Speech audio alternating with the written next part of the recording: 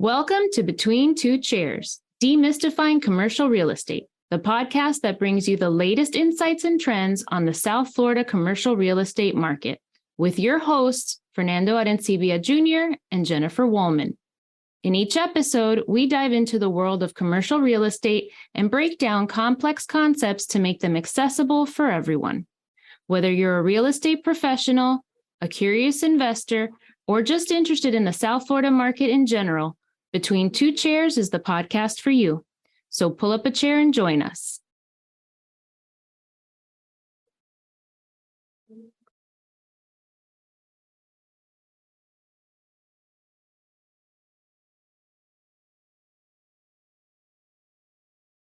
All right.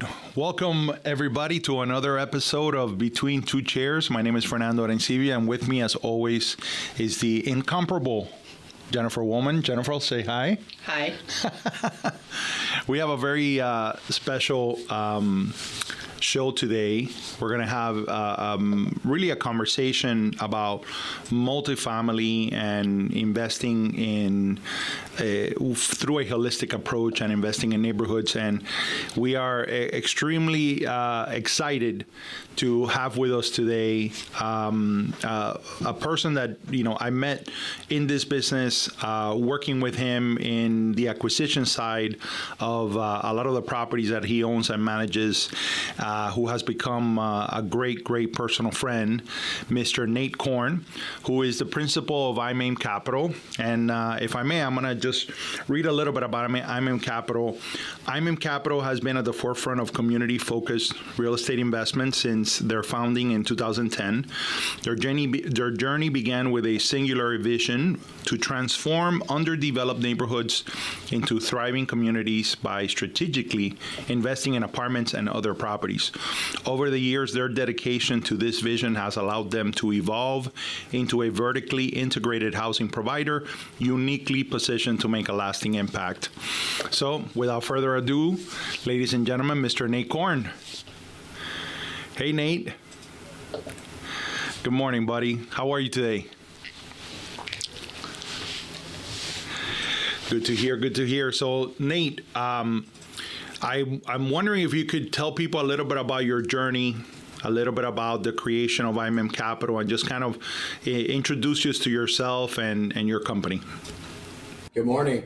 Thanks for having me. Okay. Like you mentioned, I founded the company in 2010. Some of our first acquisitions were right after the Great Recession or crash, however you want to classify it. I will say that a lot of how we started what could have been by chance, in the sense of good timing to enter the real estate market. And I would say, in terms of real estate specifically, I might naturally migrated to real estate just because of my finance background and me being able to, I guess, understand simplistically at first some basic mathematics, and that related to real estate. Income minus expenses equals net operating income. So that's really all I knew. I didn't come from a real estate family, so I credit just my my entrepreneurism and also just the opportunity that was presented after the last downturn. I'm curious, did you form the company to take advantage specifically of opportunities that you either saw or thought were coming available, or did you already kind of have this idea in mind before the crisis? No, actually, I originally founded the company thinking that I was going to move forward more in the conventional securities business. Stocks or bonds. I was working for an asset manager in a different city before moving to Miami. And that was kind of the route. My background's in finance. So I really just fell into real estate when I moved to Miami, started networking, seeing certain opportunities, finding an interest in those opportunities, and then executing because of the unique moment in time, I guess, that transpired because of the Great Recession, being in Miami, having very opportunistic pricing. So yeah, no, it was kind of by chance. And then I was interested in what I was doing. I was still finding a lot of opportunities, saw the potential of Miami over, the longer term, and really kind of pivoted into real estate hard. So take us back a little bit. So you're born and raised in St. Louis, right? And how did you make your way to Miami? Why did you choose Miami? Or why did Miami chose you, I think? So I was familiar with Miami to a certain extent. My older sister graduated from the University of Miami, so I had visited her. I was semi-familiar with Coconut Grove and the Gables, and at that time, early 2000s, Brickell wasn't much of a hotspot. It was just pretty much Miami Beach and the areas around the University of Miami. So in some sense, I was slightly familiar with the city. Maybe that's what attracted me subconsciously to come back. But I was living and working in Naples, Florida at an investment bank. And just like I mentioned, because, 2007, 2008 came, I was early in my career, just out of college, figuring out what path I wanted to take. Miami's a more youthful city. It's a larger city. Naples is primarily, banks and restaurants. So I migrated over here, most likely, while I wasn't probably consciously thinking about it at the time, just because it was going to offer more opportunity and job employment opportunities. When I first met you, you were already working in Little Havana. So take us a little bit through that, the process of deciding that this was a good, strategic place to invest. What did you see in Little Havana that you found to be a place worthy of investment? So my first deal was on the city of Miami Beach, the northern side. That was the catalyst for me entering the real estate multifamily business. Through that opportunity and just getting involved in the neighborhood community, I sat on a City of Miami Beach board because I was living on the beach at the time, and networking, talking to people. And I think I got exposed through a business colleague about the neighborhood, Little Havana specifically. At first, I started, touring it, taking a look around, doing some research on it. And basically, a lot of the boxes checked in terms of real estate fundamentals, location, opportunity set in terms of buildings. There was a lot of apartment buildings here.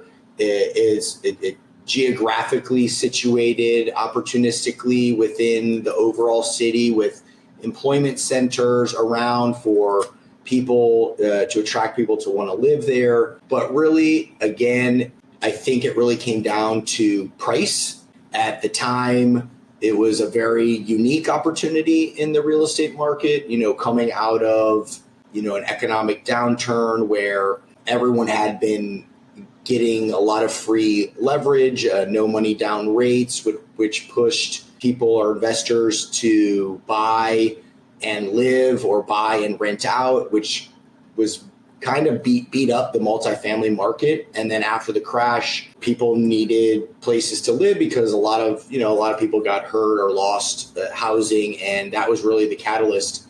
Low prices, good geography in a growing city that attracted to me. And then a lot of multifamily buildings to choose from. So what has your experience been like? You've been at this now for quite a while. How have you scaled your business going from, maybe, I don't know, your first one was how many units? Do you have a specific target number of units that you focus on? And how has that changed since you started?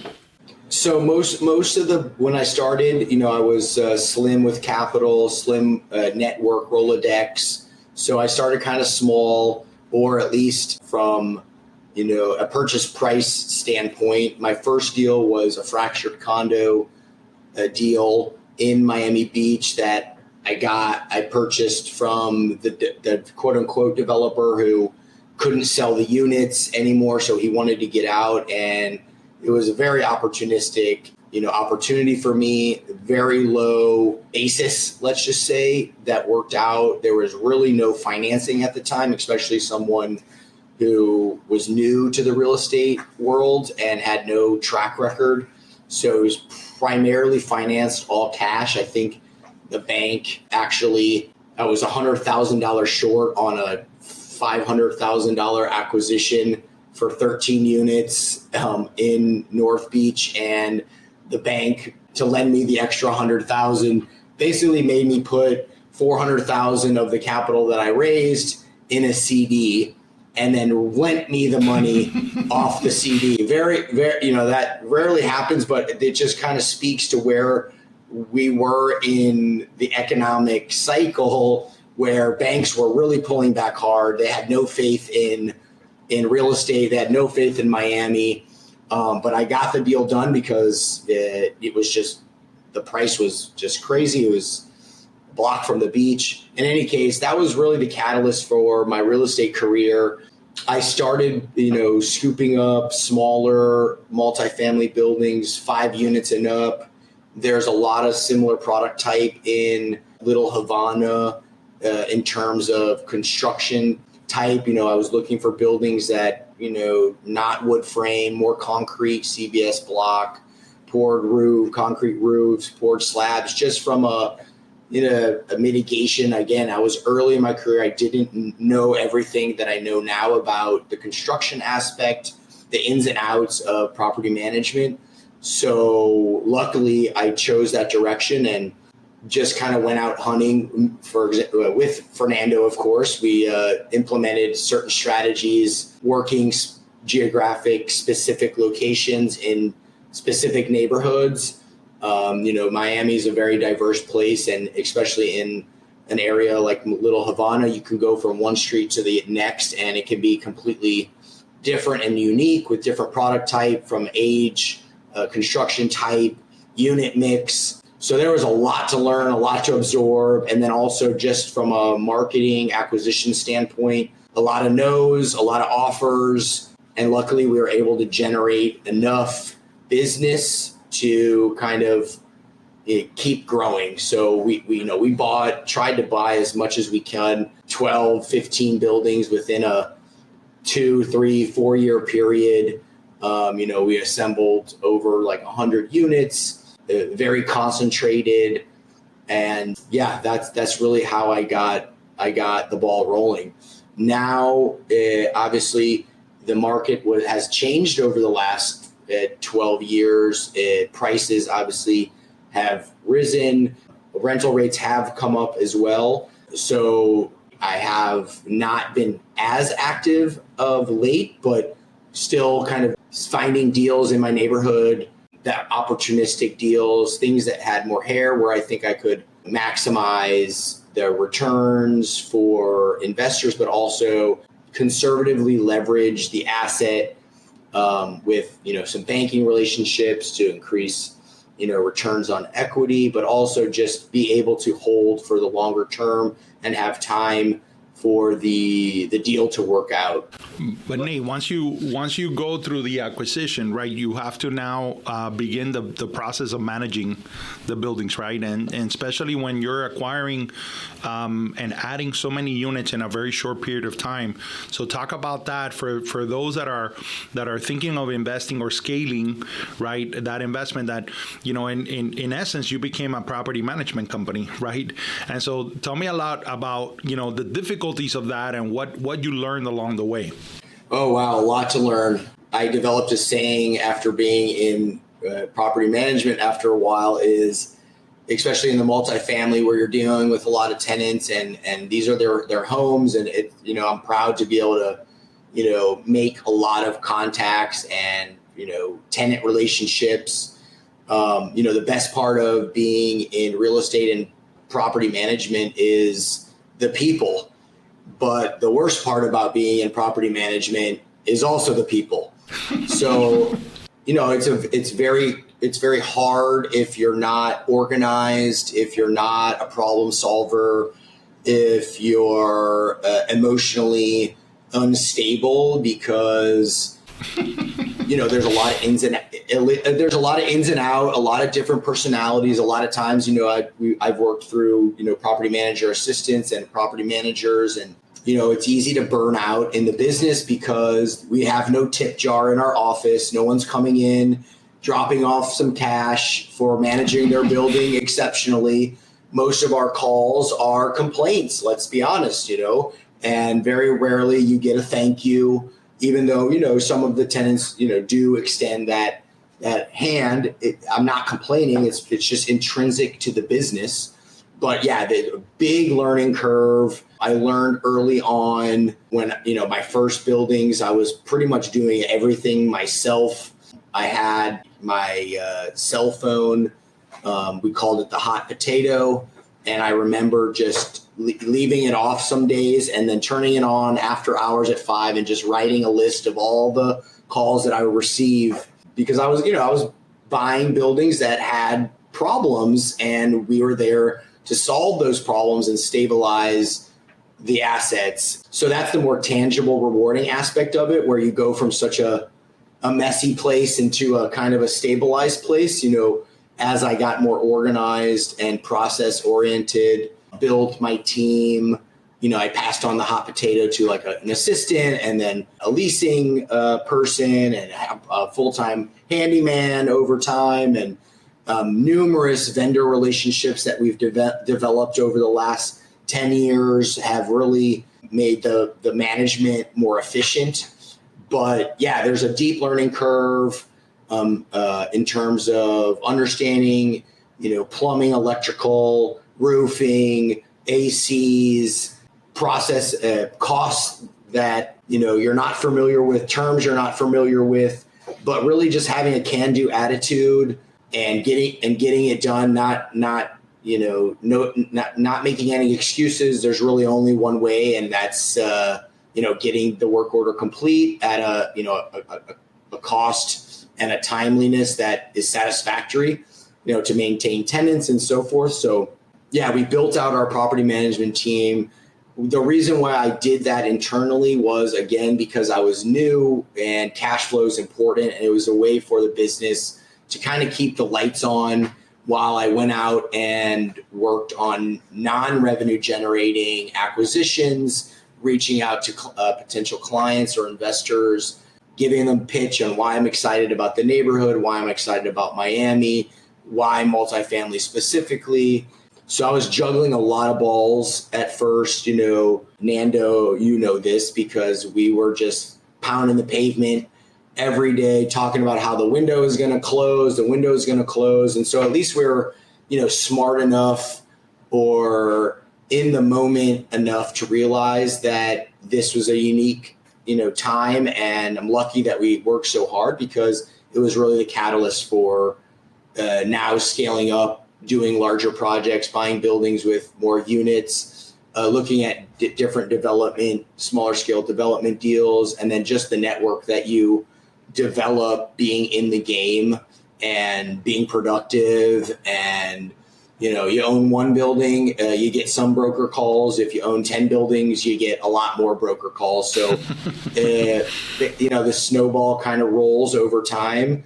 And we were, I was working hard. Oftentimes, like, I remember just, my girlfriend at the time, telling me to turn the computer off at like 10 o'clock at night, 11 o'clock at night. I'm like, you don't understand. Like, the hot potato has like 30 more messages that I got to go through. But, I look at that as a blessing, because I really wanted to do a good job. Obviously, I didn't want to lose money for my investors. I wanted the tenants to have an appropriate and livable situation. And I just liked learning. I kind of got that attitude as well. So I'm lucky. If I didn't know something, I would spend time researching it and just kind of figuring it out. So that's kind of like the beginning of it all. How did you raise the capital? You said you had investors. How did you get your first investors?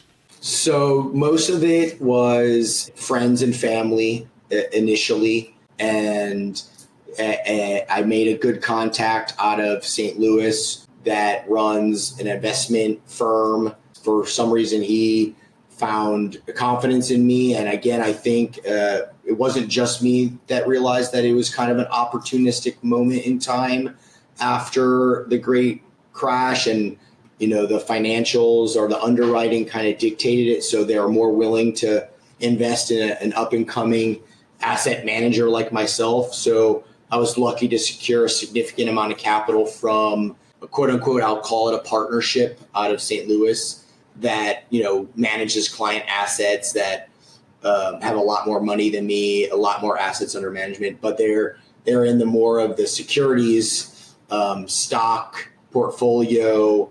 But because of his network, that really helped me raise a significant amount of capital, equity capital, that then I went out and leveraged through some local banks, which definitely helped me buy more buildings at conservative financing terms. When I was getting started, the banks would look at me and my personal financial statement and basically, snicker, but I could only secure 50% loan to value at, all-time low acquisition prices. So again, it's just all part of the game.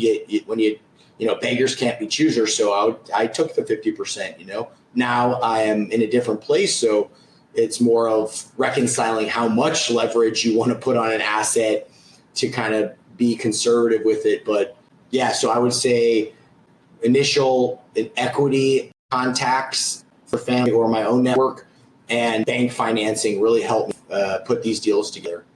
Well, if I may, I'm going to add a couple things here because I think it's important for people to understand because, of course, I think both you and I look back in those days very fondly. But, I think that what the investors saw in Nate and IMAIM Capital was the fact that, there's this term that gets thrown around about boots on the ground, right? But we were really boots on the ground. We were in Little Havana every single day of the week. And, we engaged with community leaders and we got to see the fabric and those that were also investing and other developers and other players in the space, and what they were talking about were the same issues that we were seeing. There was this merchant alliance for Little Havana that was created, and there were so many iterations of that connectivity with the community and really understanding the market. So when a group from St. Louis is coming down to visit Nate, they're looking at his knowledge of the market, number one. Number two, the infrastructure that he was building to be able to manage and scale, and how important that was in the raising of the capital.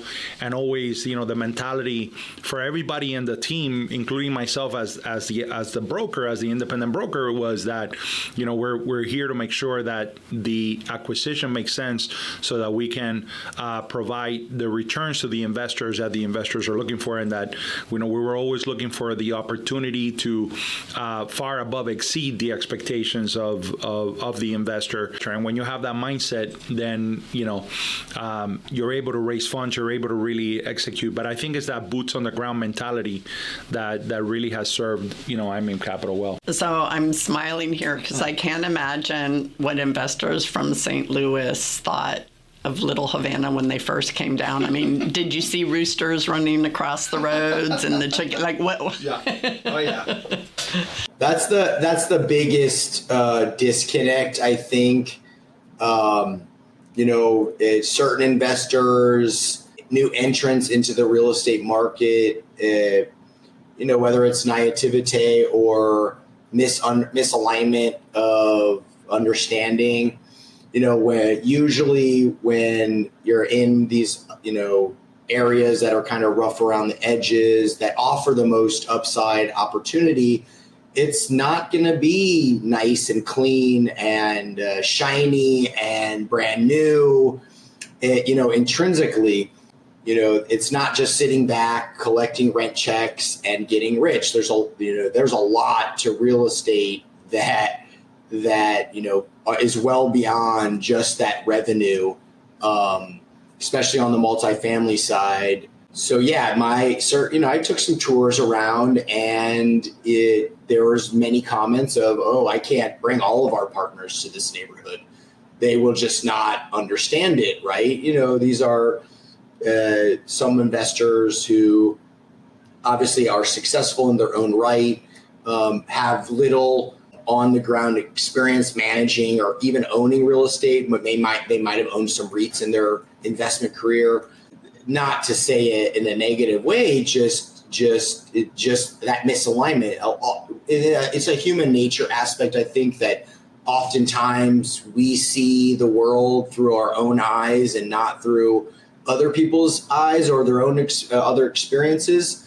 So I think that contributed to some of the disconnects. Like, oh, why this looks, beat up, right? I would never live here. It's like, well, the product isn't for you to live in, so I think that was a shocker, but it also added a nice cultural difference, right? With roosters on the ground, different types of product type in a more urban environment.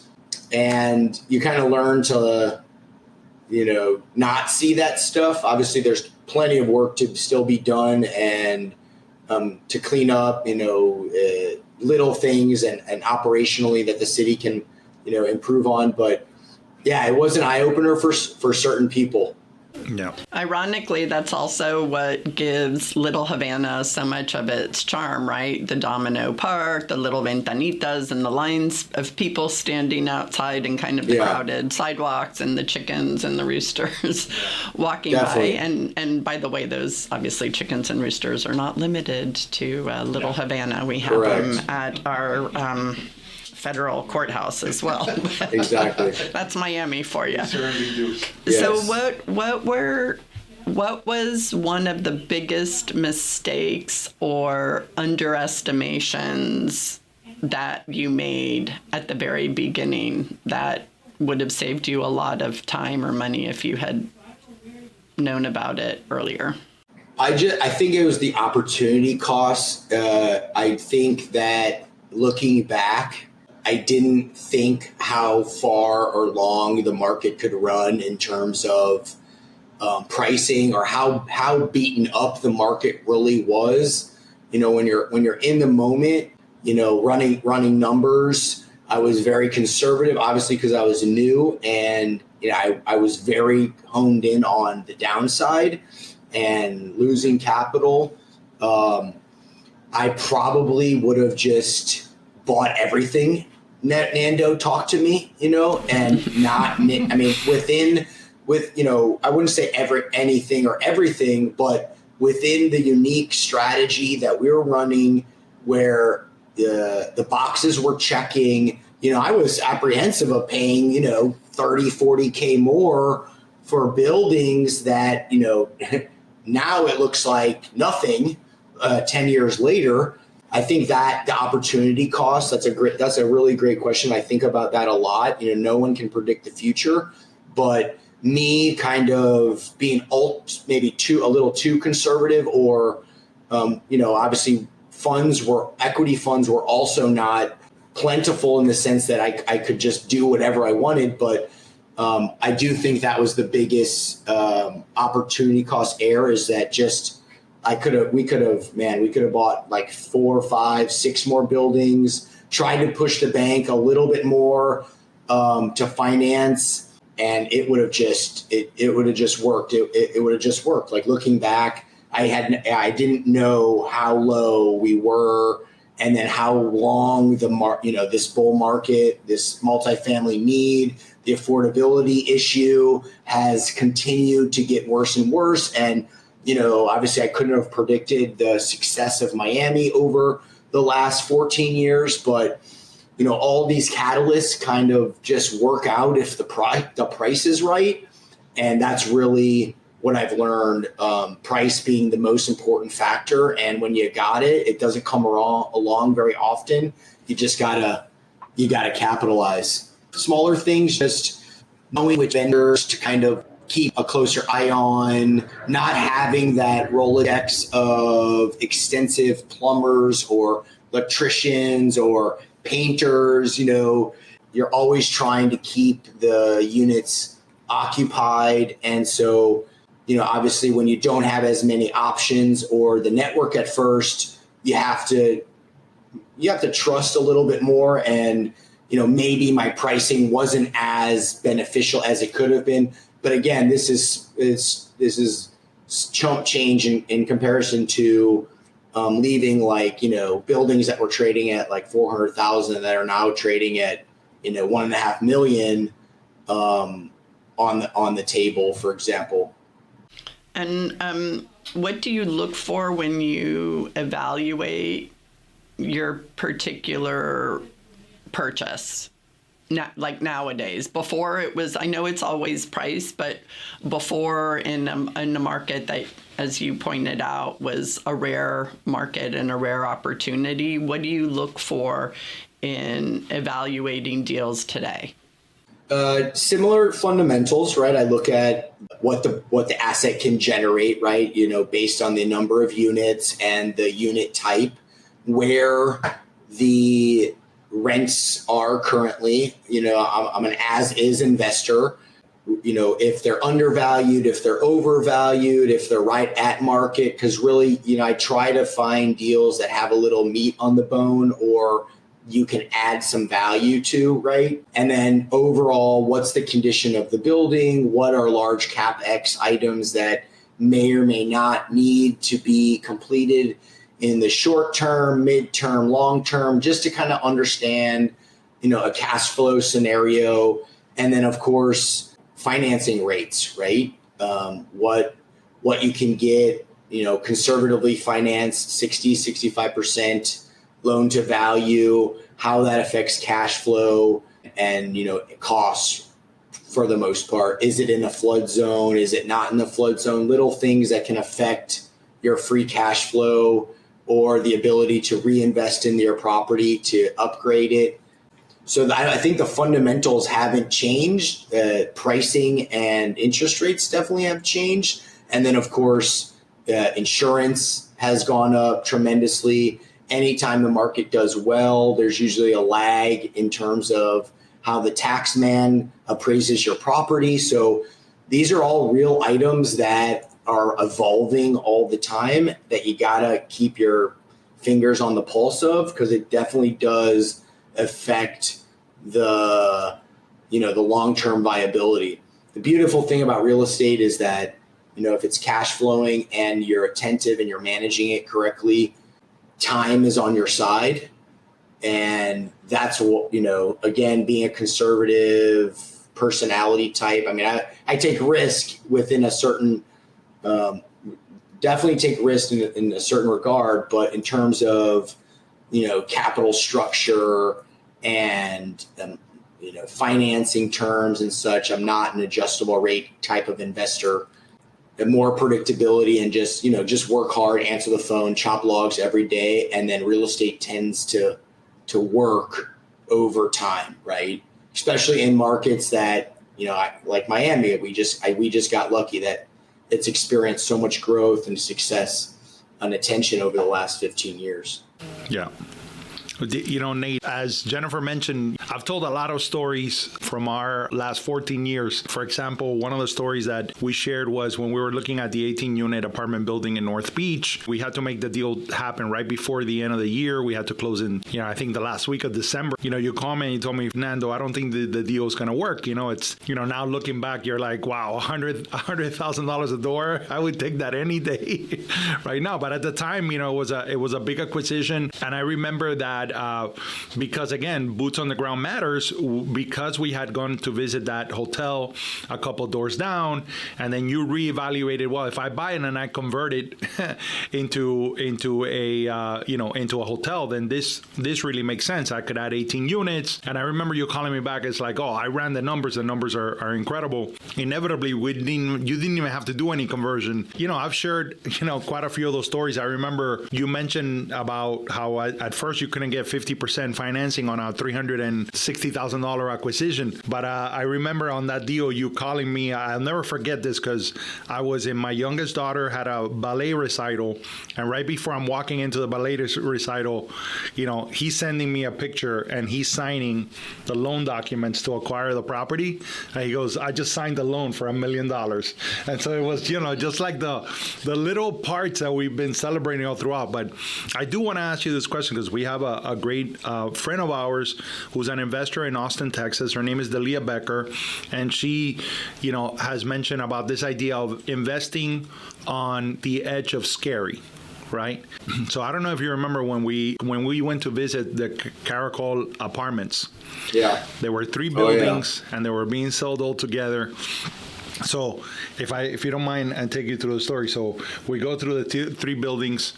There is let's say a lady of ill repute in the at the front entrance, she's an entrepreneur looking for work. We're touring the site. We finally get to the back property, and there's like 4 police officers that are there, and they're walking into one of the units, and they walk out, and we're kind of in the area. We're touring the site. We're doing the inspection. I think we were doing it was just during the inspection. Was that the inspection? That's right. Yes, it was the property inspection. It was Unit 1 in the 936 Southwest 4th Street property. This is what trauma does to you people. You remember every single detail. And the cops were parked right in front on the street, and they were rolling their windows down, and they were looking at us like with funny googly eyes. I remember. And obviously, my inquisitive mind, I go over there and say hello and ask him what's going on, and you can take the story over from here. I mean, he just flat out say this is ground zero for drug dealing in Little Havana, And so the question I have for you is, why do things like that don't scare you off? Like you were inspection period, and the question for me is, where does that come from for you? Because you've always been very even keeled in the face of that, of things that most people would question. I think a lot of investors would have said after that day, I'm getting out of this. I don't want to deal with this. I think I was younger. I was ambitious. He was young. He was he was recently. But still, again, knowing. But this is true. Yeah, this is true. It's just a function of, will it kill you in terms of will it affect your capital? Are you, one of our financial quote unquote mentors, we don't know him personally, Nando, but Howard Marks always says, there's no deal bad enough that the price won't reconcile, and there's no deal that's good enough that if you overpay for it, it's going to make you money. So I kind of keep that in perspective, and I try to understand, is this opportunistic enough where the price kind of solves the equation? And even if it did, I think that tenant ended up getting shot like a couple months later. Yeah, that the wife told us because of his illicit activities, it worked out because they were probably, I think they were getting evicted by the current owners at the time anyway. But these things are controllable in my view, because what I did understand about that deal was those were foreign owners who probably outsourced management. They didn't have their fingers on the pulse. Their tenant acquisition process probably wasn't that great, where they were running background checks, calling employers. These are things that are solvable. And if I can have control over them, I will, and I will do a good job at it. So I think understanding those variables, and then really realizing, hey, is this completely out of my hands, or do I have a fighting chance at, fixing them over time? And I'll do the hard work all day long, because there's light at the end of that tunnel. So, that's why, you initially asked me the evolution of the property management. That's why we don't outsource our property management, because there's no vested interest. I mean, let's be real. Some property managers do better than others, but it's intrinsically a very hard business for the variables that I said earlier. There's a lot of burnout. Like I said, no one's coming in, dropping off tips at your tip jar for doing an excellent job. They're calling you about complaints. So it was very important for me to set up these processes and mitigate any risk.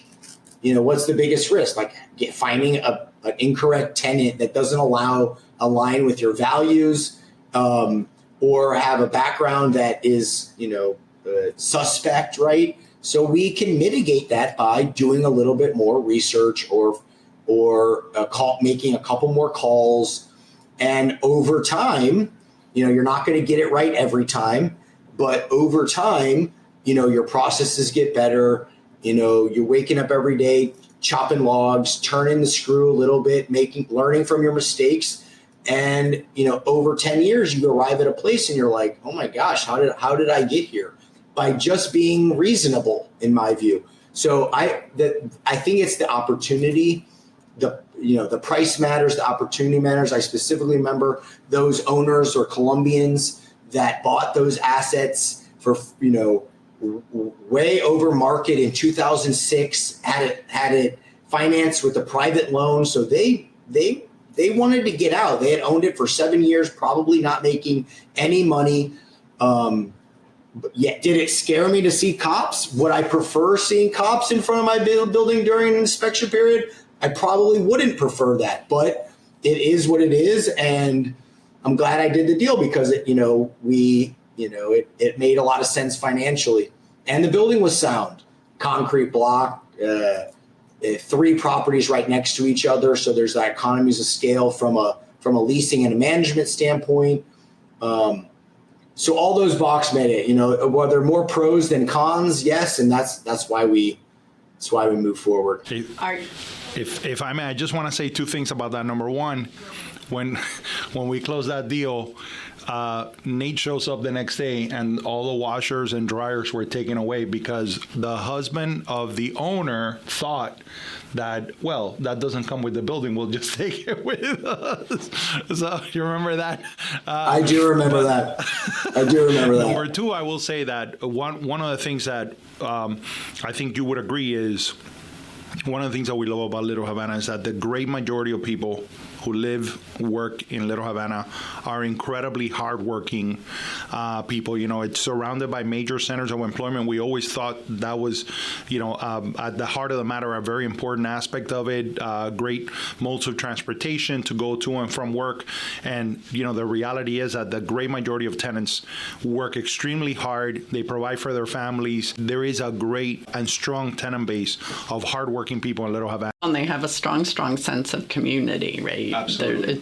It's a great community. It's Absolutely, super interactive, and people get involved. And so I'm curious, just because of some of the things that you mentioned, and they said, a lot of people are saying, well, rents are coming down, especially in Miami. There's more inventory coming on the market, but there was a huge rush during the pandemic where a lot of people purchased multifamily at 4 caps, right? We were going, how do you buy real estate at a 4 cap and make it work, even when interest rates were lower, right? So I'm curious, are you seeing similar opportunities, maybe not to the price extent, because I don't think that we're going to be discounted anywhere near as much as the great financial crisis, but we've been hearing a lot about different loans coming due because of when people bought and the tight financial picture that we're in right now. Are you seeing any opportunities now, or do you think they're coming down the pipe? There's always opportunities, just how many opportunities they are. I'm seeing still a dislocation between like the bid and the ask. Obviously, sellers want the highest price and the buyers want the lowest price. Trying to reconcile like the interest rate uncertainty. We had the highest interest rate increases in the shortest amount of time, I think on record. When the CPI numbers were above 9%, now we're back at 3%. This is all within a 12-month period. So there's a lot of that gray area that I think is getting absorbed into the market. But you're right, it's very hard to pencil deals at 4% returns when interest rates at our all-time lows. I mean, you would have to bet that interest rates were going to remain at all-time lows for a very long time, or your rents were going to be going up above average over a short period of time, right, to compensate a return. Now, Miami is a little bit of an anomaly situation because we have so much foreign capital.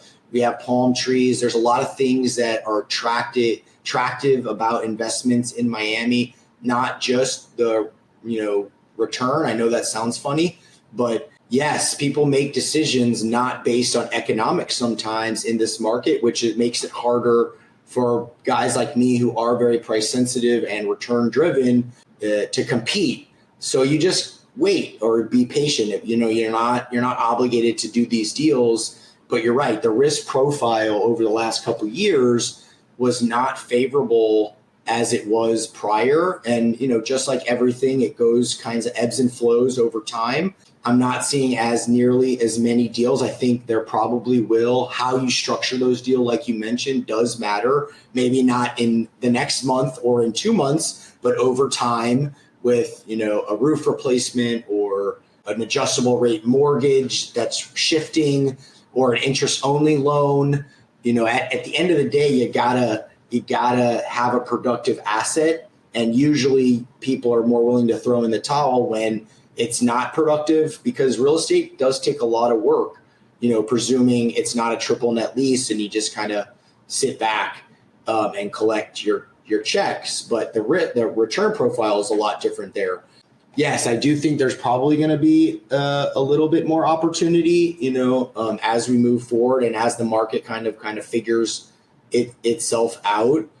But then again, going in at a 4 cap, and Nando knows this, you don't make that decision in a vacuum either. There's a lot of reasons why you could be buying on a 4 cap, and I have bought at very low caps. If you only look at the numbers, it doesn't tell you the complete story. There's oftentimes I've bought, properties where rents were, half of where they should be at market rate. We're able to, and I've structured deals with, and this is why relationships matter, with my financial banking partners, that I'm basically like, listen, I know the rents are low, but give me 6 months and they'll be at market rate, meaning they're like 40% undervalued, 50% undervalued. The cap rate or the debt coverage doesn't make sense, and the bank would never lend on that on a stabilized asset.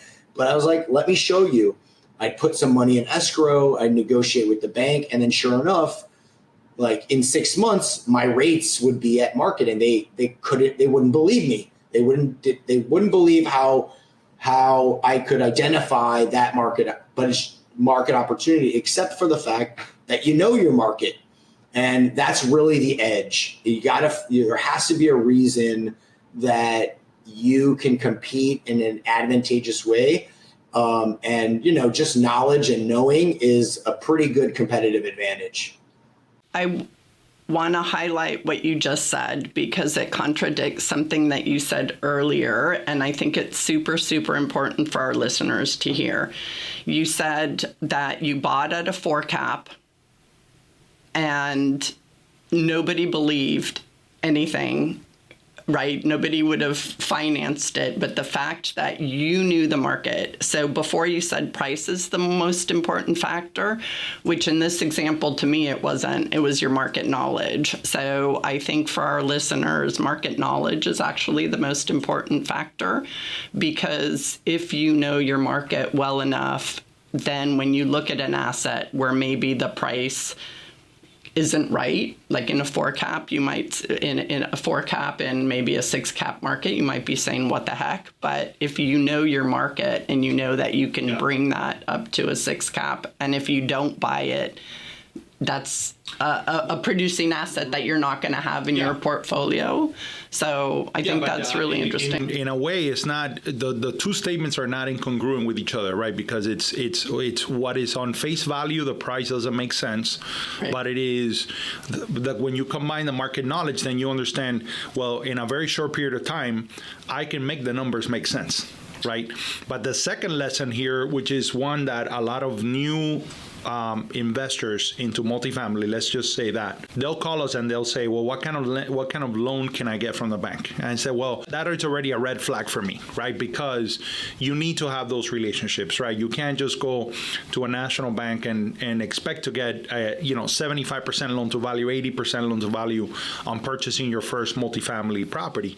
This is the reason why banks always ask about the experience of the operator, because the banks see it as, I'm not just lending you money, I'm in the deal with you. I am a partner in the deal for X percentage, and I want to make sure that the person operating this is not going to leave me with a hot potato, and that I'm going to have to now take a depreciating asset that is mismanaged and have to now invest all that time, energy, and effort into managing it. Experience is an incredible component of your ability to get the right kind of leverage. The dynamics of the deal were complex, but I think that if the experience factor allowed for you to find opportunities where other people were kind of ignoring the opportunity because all they saw was difficulty, all they saw was complications. Yeah, I would say just to follow up with your price inconsistency comment.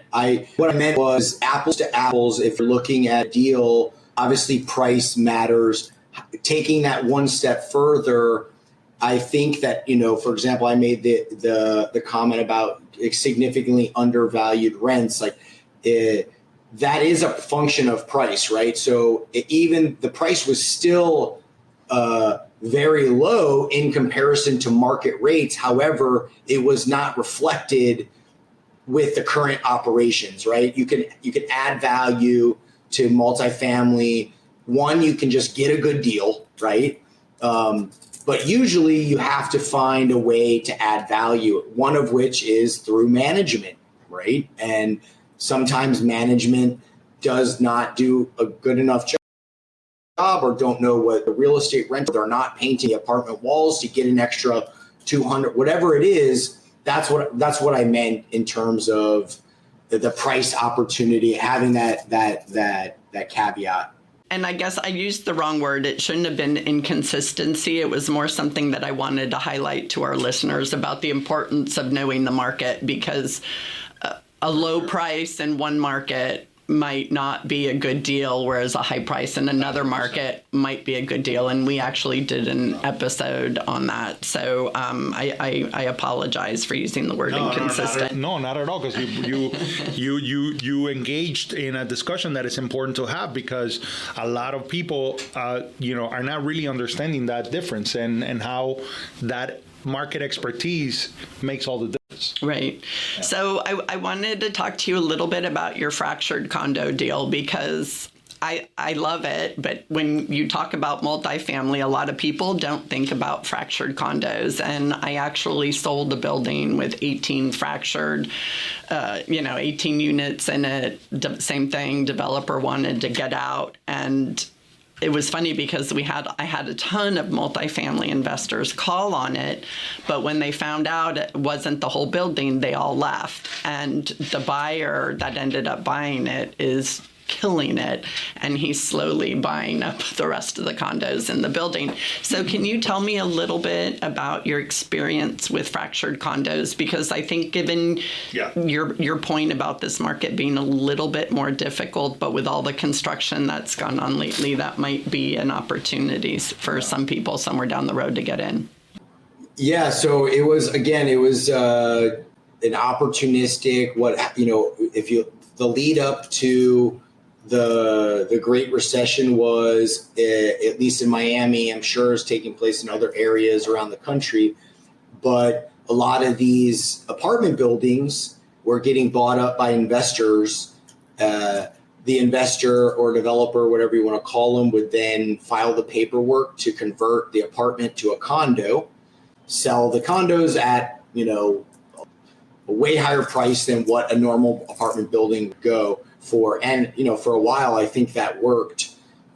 He got stuck. I think he was doing some, ironically, in Miami, if you can believe it, some funny business, some not improper things. And I think he needed to either recapitalize with the bank or just wanted to get out so he didn't, get caught on some other projects he was working on. He got out of them. It ended up working very well for us. It was definitely a distressed situation where the developer left the buildings with, open permits, and there was a lot to work through. Some of the units went into receivership because obviously it was just a hard time. A lot of people overpaid for their property, and then it wasn't worth half of that on the high side after we went through kind of the downturn. For me, it definitely had to be a good deal, because there's I was the president of the associations, both of the associations, like just me alone. Me and the property manager, because the association, we outsourced that property management from the association side. We still managed our units, but we basically got through it. It was kind of not an if but when scenario where we put liens on the properties on the units that weren't paying their association dues, and when they sold eventually, a year, 2 years, 3 years down the line, we recouped it. So it wasn't without pain, but like you said, you're operating on the verge of what was that? The verge of fear, a little bit scary. Yeah. Only because it's uncertain. A lot of that scariness kind of resolves itself if you got a fantastic price, right? It's like, so that helps. But yeah, it's scary in the terms of you don't know what's going to happen or how long it's going to take. It was distress. So in a fractured condo deal, if there's like distress, but yes, you can make good investment decisions. And again, like what you said, is if most investors are going the other way, that should at least make you think of taking a second look, because where everyone's going is kind of not where you want to be, because usually that means that there's less opportunity. At least that's how my mind thinks. Contrarian, some of the deals in this harder market, you kind of look at the stuff. Not that means that you're biting off everything that you see that's chaotic or people are shying away from, but at least you should kind of like look into it a little bit more. And I think that's the point you're trying to make, is a lot of investors just walk away from it, even though it might be a high yield. Usually they're walking away for a reason, right? There's certain reasons, like they don't want to be involved with an association or manage with so many owners. So there are some underlying reasons for that. However, if you reconcile that with your opportunity cost, and if it's really as bad as it sounds, you can make a good deal. And just like what your example is, it sounds like that investor made the right decision. Great. Thank you. Sure. Well, thank you so much for sharing your time. I mean, we could go on and have this conversation for hours and hours, I think, but we want to be respectful of your time. I don't know if Fernando prepped you with he did, and I can tell by the look on his face, that we usually do a fun stat at the end. So I don't know if you have any statistics from experience or any number or anything that you want to throw out there. It doesn't have to be related to real estate or multifamily. It could be anything. And if you need some time, I'm dragging this out to give you time for your wheels to click. Okay, and if not, we can always let Fernando go first. And then my fun stat comes from the Bowtie economist that we've quoted often here. He says misguided markets. Financial markets are worthless in predicting future events. And so he says in mid-January, Wall Street was predicting that the Fed would cut the fund rate by a total of 170 basis points in 2024. Almost 7 quarter-point cuts, even though the Fed was suggesting 3. By February 1st, markets were predicting 5 quarter-point cuts. By early February 4, and now 3.5. This dramatic reversal shows how markets generally overreact, and that is so true, as everybody has been expecting some kind of cut in March, and now it doesn't look like that's going to be the case. So this is from Multifamily Dive, and it's about a year old, but it says that the U.S. needs 4.3 million more apartments by 2035, that approximately 266,000 new units need to be built each year to meet the demand for more. And the reason I throw that out there is because we talk a lot about perspective and being careful with the news and giving it too much weight when you have investment goals, because the news right now is saying apartments have been overbuilt, rents are coming down. They're kind of putting that fear factor out there, and the reality is as affordability shows you, even though rents might be coming down in a lot of areas, they're still unaffordable for the majority of the people working in the area. And the only way to really offset that hike in pricing and the high rents is by supplying more units. So yeah, and I would agree with that. I would, that one of the and I'll bring it up. It's where I recently heard with both of you actually, is that I was surprised to learn that this, over the last year, I believe it's the lowest transaction volume, even lower than during the financial crash. That surprised me. Over the last, I think ever, the lowest transaction volume that they had on record, if I got that stat correctly.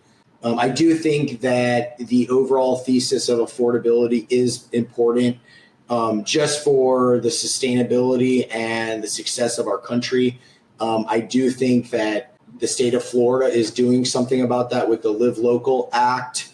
But other states also we really need to get involved with take a look at zoning and how to increase density and provide more housing opportunities, because it's a simple supply and demand.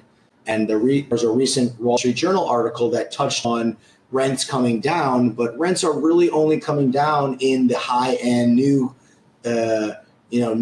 construction developments, where they're only catering to a certain subset of renters anyway. So it still leaves out a lot of people. Costs are rising very fast. And so that it's a huge opportunity, I think, moving forward for any new investor or existing investor to kind of hone in on how to bring stuff that's more affordable to the market. And it is a challenge. Awesome. See, you came up with a fun fact. It was better than both of us. Yeah, it was great. Thanks so much, Nate. We really appreciate you being with us. No problem. I know the listeners fun. are going to get a lot out of this episode. And thanks so much for sharing and being so open with your experience. And shout out to Melissa Thank you, Korn, guys. and your two boys and your daughter Abby, who I know is running the show in that household. Oh yeah. This is true. God bless you guys. This is true. Have a great day. Thank you, buddy. Nice to talk. You got it. Bye-bye.